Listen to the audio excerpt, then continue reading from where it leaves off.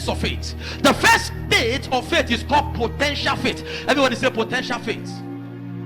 What is potential faith? It is faith in your heart based on your knowledge of God and His word. Acts chapter 14 from verse 8 to 10. Come again, protocol. The first state of faith is the potential faith. Everybody, one more time, say potential faith. That is the faith in your heart based on your knowledge of God and His word. Now look up, look at this. Look at this. Listen, if you get what I'm about to show you, you will see something. Many years ago, I went to specialist hospital to pray for the sick. And when I got there, I began to minister for the sick one after the other. As a matter of fact, I went to pray for someone. And when I got the other patient, said, man of God, come and pray. Come and pray for me, sir, before you go. While I was praying, I got to somebody and I asked the person, I said, are you a Christian? He said, man of God, I'm a Christian. Are you born again? He said, of course. Do you believe God can heal you? He said, yes, sir. I believe God can heal me. And then I asked in my heart, I said, if you believe God can heal you, why are you sick? If you believe God can heal you, you should not be on the bed.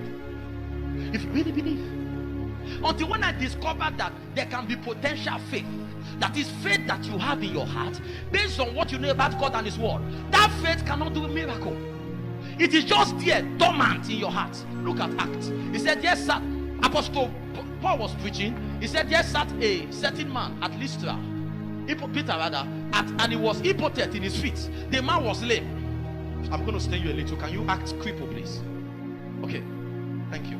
Now look at this. The man was, yes, it's okay like that. He was crippled. The man of God was preaching.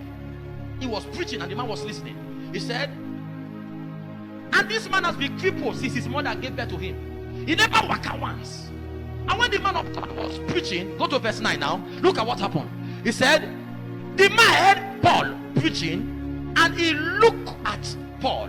So I'm preaching, Jesus is Lord. Jesus can heal the sick. Jesus can raise up. He was looking at Paul, and while he was looking at Paul, Paul then looked at him and said, wait, I see in the spirit that this man has faith to be healed. That faith is potential faith, because he has that faith, but yet he's still crippled. You can be oppressed with your faith if it stays in potential form. The man had faith to be healed, but he was still crippled.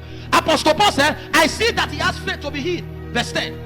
And then look at what Paul said. He said, and Paul cried, man, you have enough faith to be healed. Why are you still there? Come on, stand up. Stand up. And he stood up. You have enough faith to prosper. Why are you still poor? You can quote all the scripture. Why are you still struggling? It's a mystery of potential faith. Apostle Paul said you have all the faith, but there's something that is missing. And that's the second state of faith, which is active faith. There was the active faith. Go back again. Go back again. What is active faith? It is faith released in words and action. You better listen to me tonight, everybody. You can have 1 million naira in your account. If you don't withdraw it to buy food, hunger will kill you, two of us. Talk to me, Miracle City. You have 1 million naira in your account and you are hungry. And you get to the place they are selling food. And you say, madam, I am hungry. Duma say, where is money? He said, I have it in the account. Duma say, we don't give people food because they have money in their account. We give people because they are able to bring the money in cash. A lot of people have faith in their account, but they are not able to translate the faith into action. Therefore, for your potential faith to become active faith, it has to be released by your words or your action. So this is what Apostle Paul did. He said, sir, you have the faith in your heart. Now, stand up. It was the action.